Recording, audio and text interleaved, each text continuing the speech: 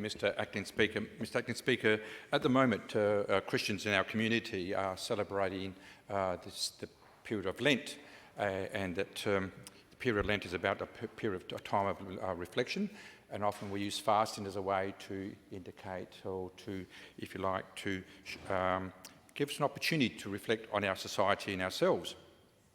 In our Muslim community, Mr Acting Speaker, we are coming up to the period of Ramadan. Ramadan starts, I understand, at sundown on this Sunday, the 10th of March. It is the holy month of fasting, and it's a period of introspection, communal prayer, and the reading of the Quran. It is my further understanding, Mr Acting Speaker, that during this period, God forgives the past sins of those who observe the holy month with fasting, prayer, and faithful intention, not too dissimilar to what we do in Lent. It is an important period for the lives of the Muslim people across the world, including Muslim people in our home state of South Australia. Sadly, Mr Acting Speaker, this year Ramadan will be celebrated against the backdrop of the violence and destruction currently taking place in Palestine. Mr Acting Speaker,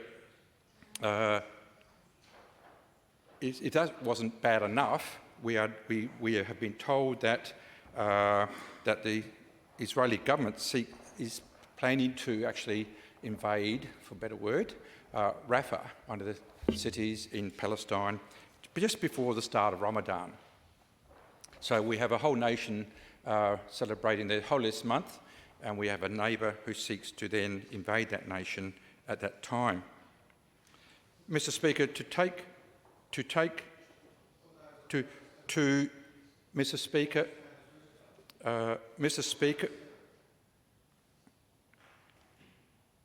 Acting Speaker, to place the violence and destruction inflicted by the State of Israel through the IDF on the Palestinian people, I now know, for example, over 30,000 people, men, women and children, have been killed in Palestine.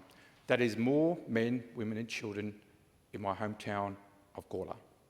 The whole town has been destroyed, the equivalent of that. And that's the state's second biggest country town, to put that into context. Mr Acting Speaker, if the world does not take action, we'll be witness to the destruction of a whole civilisation.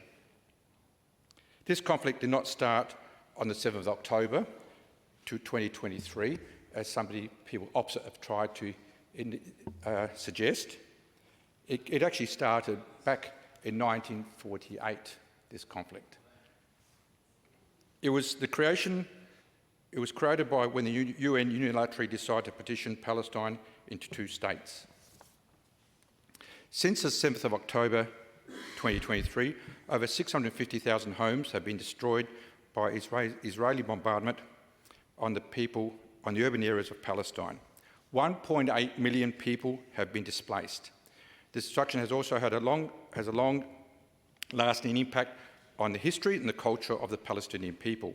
For example, on 19th of October, the oldest church in Gaza, St. Porius, hopefully I pronounced it correctly, was destroyed.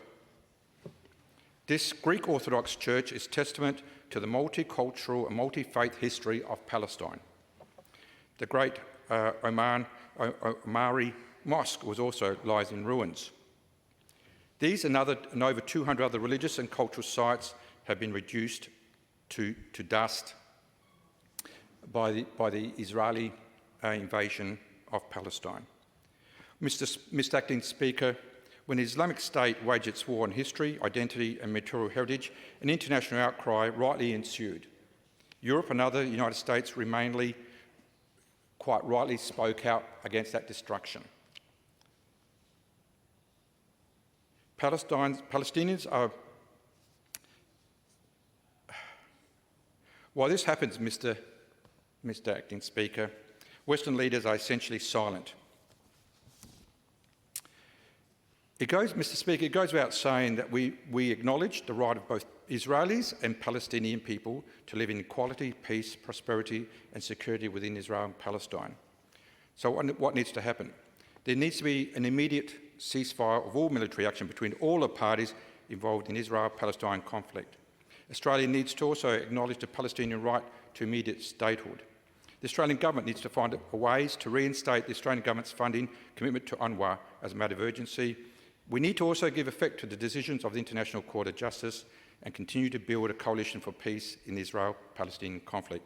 Mr. Speaker, our Muslim community deserve the opportunity to celebrate Ramadan in peace. As always, blessed are the peacemakers.